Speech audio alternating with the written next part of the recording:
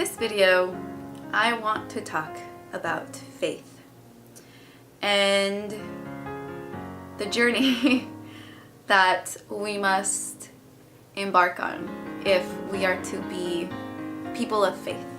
And the faith that I speak about is not a religious faith, no. It's a faith of faith, believing in the unseen, believing in the calling of your heart and your soul, in continuing to take one step after another, even when it's hard, even when you don't know what's ahead. And this is faith.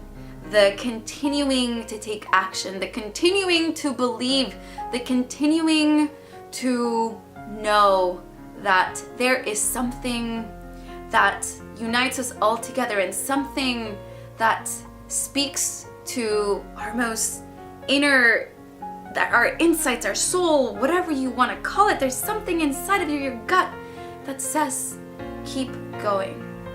And to keep going, faith is our #1 support.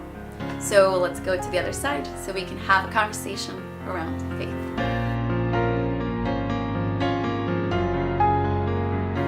Hello everyone.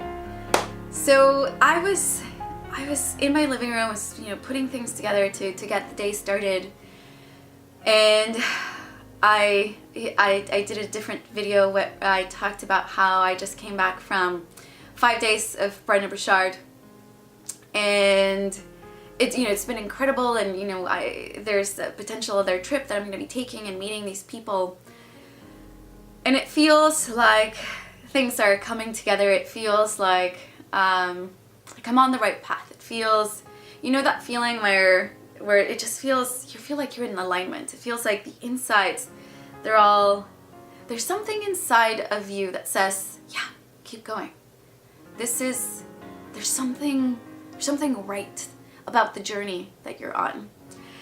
And it made me think of all the hard times. And I think,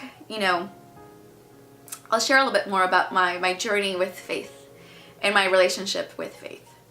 So I think, as I've shared here before, my background is legal. So I went to law school. My first year of law school was terrible.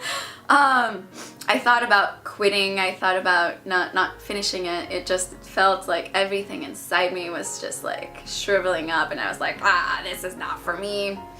And I didn't. I kept going.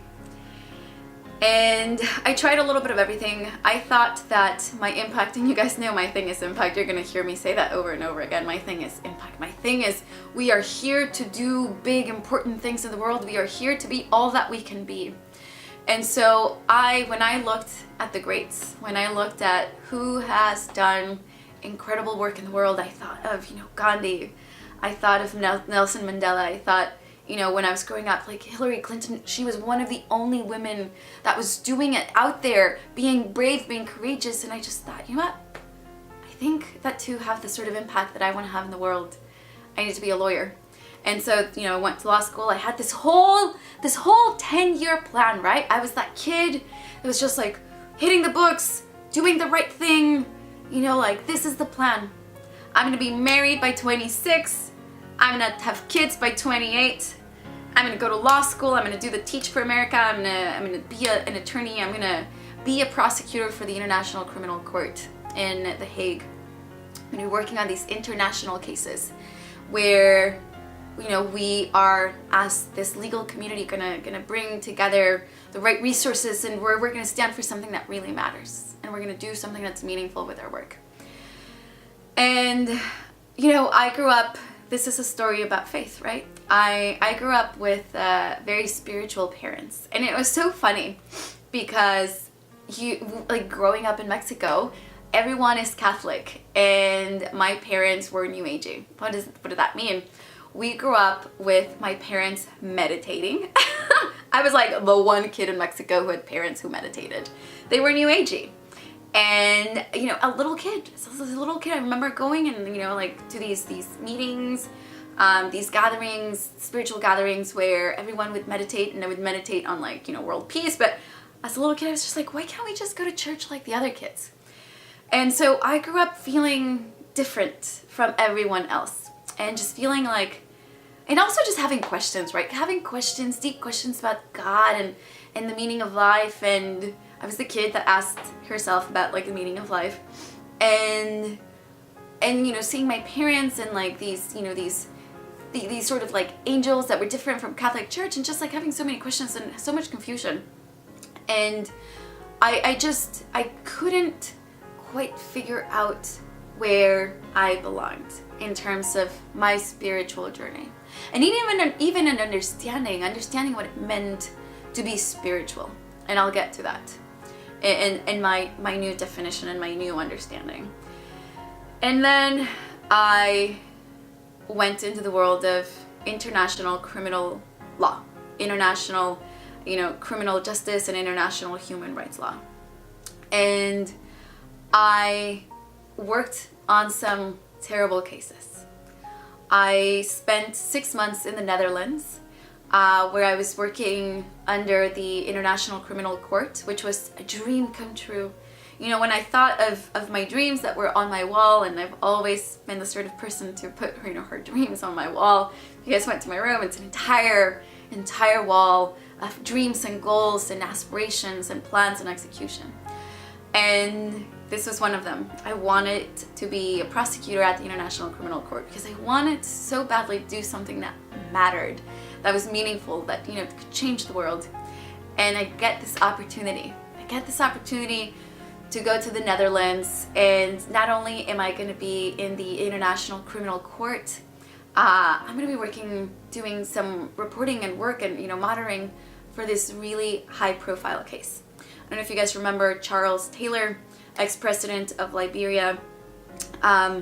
He was being prosecuted by the Special Court of Sierra Leone, and so I was, you know, this 21-year-old kid, and I guess if you can call it a kid, but sure, from where I'm at, it feels like a kid.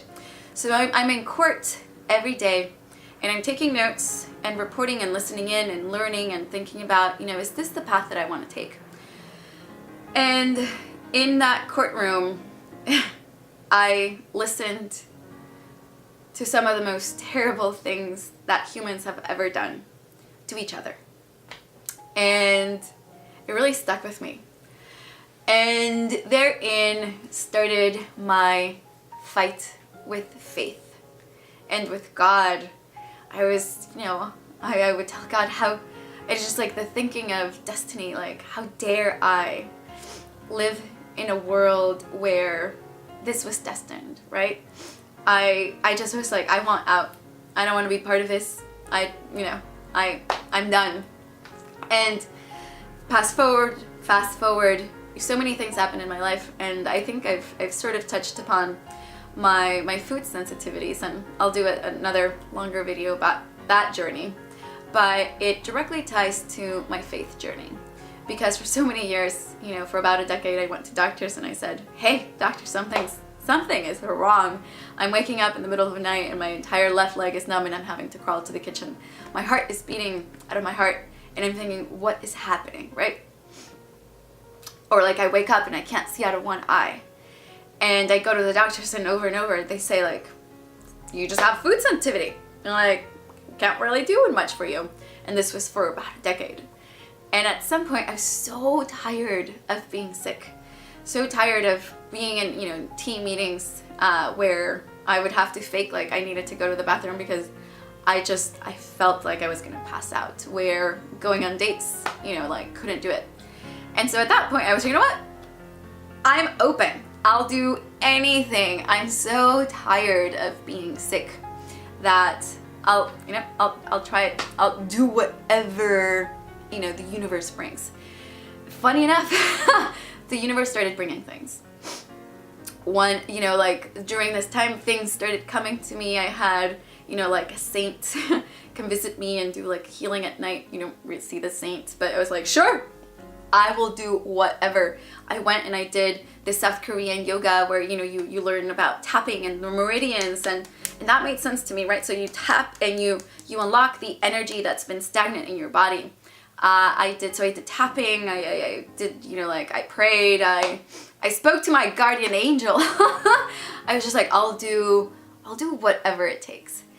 And during this time, you guys know that I like to set really hard goals for myself. And this year, my hardest goal was doing my first marathon. Now, I know that for people doing a marathon is scary just because it's like a marathon. For me, it was scary for different reasons. My first half marathon that I ran, I think this was in 2015, maybe. That sounds about right. I was dealing with this food sensitivity, and I promise it goes back to faith. I was dealing with this food sensitivity, and I had no idea how I was gonna run those 13 miles without passing out.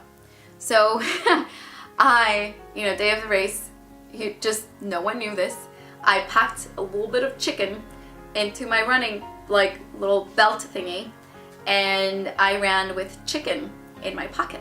So I'm like running, and I have this, like, you know, this safety net, this chicken in my pocket, because I don't know if I'm gonna pass out. I finished the race, and after it felt like shit. I barely made it home. I had to stop maybe 3-4 times because I kept feeling like I was gonna pass out. So here I am running a marathon, double the 13 miles, and I am freaking out. I'm just like, how am I gonna make it past this? How am I gonna run 26 miles? Sure, I'm doing the training, but I was doing training runs and I was feeling like shit. And then I had a phone call with a friend who is also a coach. And again, on this path, I'm like figuring out my spirituality. I'm figuring out what everything means. And so I'm gonna call with him, and I'm thinking, I'm freaking out. I'm gonna tell him I need help with this marathon. I'm just like really in my head, and I want some strategies. I want some execution. I want to know what I need to do to be able to run this race and like not be, so freaking out so much. And so we're having a conversation, and he says, Luz, I don't know if you know this about me, but I'm a really spiritual person. So I want to offer something to you that, you receive it as you will, but this is coming to me, and so I want to share this with you. And he said, you don't have to do this by yourself. You don't have to do this by yourself. You can surrender this to something bigger than yourself. And I swear to God, fun enough, I swear to God that when he said that, I just started bawling. I don't know what it was, but it just felt like this weight had been lifted off my shoulders. And I knew I didn't have to do it alone. I don't know, like I'm speaking to my independent women. Sometimes we think we have to do this by ourselves. We've been trained to be strong, independent women, and we've got to do this by ourselves. And we don't. And I've given that up since then. I'm like, no, join the journey. Let's go together. Like, the more the merrier, right? And so I remember just like crying and feeling this weight lift off my shoulders and saying, okay, all right, God, I know it's been a long time. Hi there. I've grown a little bit. How you doing? I need your help. I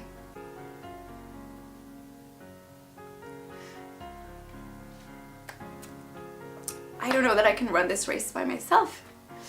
And so, we started the dialogue again.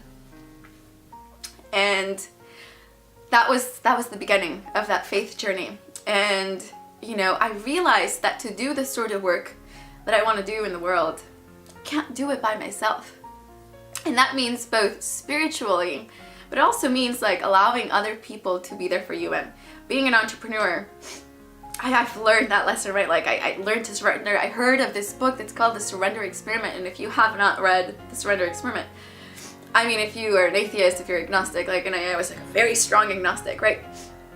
And so I was just like, okay, got it, I'm listening. Okay, I will read Surrender Experiment, read Surrender Experiment, and I was like, holy moly, potentially, and I'm still figuring out my journey of faith and spirituality, but it's like, you know what, this is crazy. Let's learn some things, and learning about surrender and faithing really hard. And then I went to a conference where, you know, I learned a lot about myself, and it's, you know, the self-development conference, and it's like 6 days, and it's like super intense. Like, you're just going.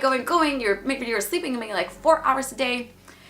And I had this other really intense experience that connected back to faith. And I basically had a conversation with someone, a cleaning lady in the bathroom, and it just basically said, you need to have a relationship with faith again. And I was like, all right, you know, and I had, during this experience, during these days of self-development, this conference, you had to think about what value system have you been living in your life, and what do your values need to be for you to be the person that you want to bring to this world. And so, funny enough, my number one value had become faith. And so I have this conversation with this lady, and she tells me this crazy story about how she was supposed to have had like an open heart surgery, and she had prayed to God. And by the way, guys, this is not a conversation about God. This is a conversation about faith, but it all comes together. And again, I'm figuring things out. So anyway, so she prayed to God, and you know, she says like, and he granted me this miracle. And you know, the operation she was supposed to have was the day before I met her. So I get to meet her, and she says, you know, my sister's faith, my sister's name is Luz, and she wasn't a woman of faith, and you know, and God spoke to her and said, you need to become a woman of faith. And so here I'm like, all right, I get, you know, loud and clear. Okay, you know, we're talking, we're good, we're in a relationship, let's, you know, jump on in, we're gonna do this. And today, so bringing it all back to my thinking today, as I'm coming back from this conference, and you know, when I get these sort of, I get these,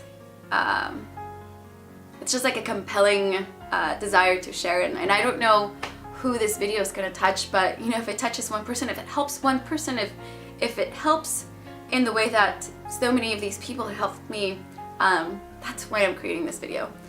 And so I'm here in my living room, and I'm thinking about the last 5 days, and I'm thinking of all the hard times I've been through, right? Of all the times that I've been in this living room, in this kitchen, crying my eyes out, thinking, how am I gonna make it?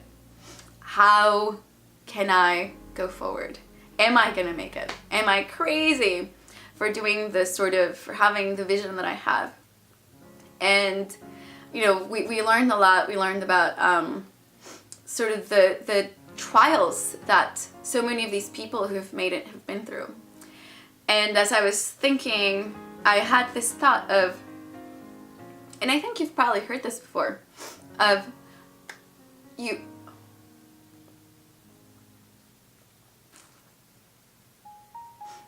were never alone. And so hopefully this is speaking to someone out there. All those times you thought you were alone, you weren't alone. You were being held and loved by the universe. You're being held and loved by something bigger than yourself. And the only reason you've had the trials and the struggles, and definitely you had them, I have some funny stories that you've had, it's so you could become the full version of the person you were created to be. If it wasn't for those struggles, if it wasn't for the journey, if it wasn't for that incredible growth that you went through, you wouldn't be able to do the work that you are now going to do, whether it be with your family, with your community, with your church, with your city, with the world. And you were never alone. We knew, I knew, universe knew that you had it in you to make it through. That no matter what came your way, you were gonna find the courage, the resourcefulness, the love, the whatever it took to get through it. And so my message to you, wherever you are in the world today, is you are not alone. You don't have to do this alone. You were never alone. Your trials are yours, and yes, they suck, and yes, they're hard, and yes, I've been there. And that's the beauty of it, right guys?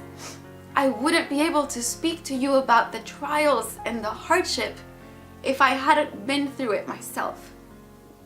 And so, having been through it, having been in those moments, just know that you are being held. You have it in you to rise to be so much more than what you see for yourself right now. If there's a calling inside of you, and you feel it in your gut, and you feel it in your heart, and there's this thing, I don't know about for you, but sometimes there's been this thing that you just can't turn off. You're like, God damn, it's so like I just have to do it. It sounds crazy, but I just have to do it. I don't know. I think that in my relationship with faith, I think I will listen. I am going to listen to that calling. I am going to listen, and I'm here on the journey with you. And you know, funny enough, today was when I was running, there was a message, and if you guys go to my Instagram, you'll see it. It like, I posted a message, it took a picture that said, "We are not alone." And you know, funny enough, like I just had that realization here right now. So the message, again, I don't know who you are. Please introduce yourself. Please tell me your story. Please share your dreams, your goals. Know that I'm holding space for you, but just know you're not alone. You've never been alone. And if you've had trials, if you've had hardship, if you've struggled in your life, just know that it's because you are meant to become the person that can persevere through the struggle. That you are meant to become the person who can then use that struggle to help so many more people. So now when I look back at all the things that have been, I honor the struggle, right? I think back and I say, wow, I've made it through some things. And I would not be able to be the coach that I am. I would not be able to do the work that I do. I would not be able to have created Convive, the company, the artificial intelligence company that we have, if it wasn't for the hardships, if it wasn't for the trials, if it wasn't for those moments of not knowing how you're gonna make it. And so, again, my takeaway, there's just one takeaway from this video. It's, you're not alone. And if you feel like you're still figuring out your relationship with faith or with God or the universe, you know, like I know that the word God still, I'm like, I don't know if like that's the word, right? But I am a spiritual person. I am a person of faith because I believe, I choose to believe in faith. I choose to believe that we are part of something that is bigger than what we are alone. And we are not alone. We are together. And if anything, you can believe in that we are all in this together and that you can get through the struggle, you can get through the trials, and that I will be here holding that space, holding it in my heart, holding it in my soul, knowing that you have right now inside of you everything you need to persevere. So I'm gonna end there. You guys know all the regulars, subscribe, join, but really all I want to say is you have everything you need inside of you right now to get past anything that's in your way. Sending you so much love.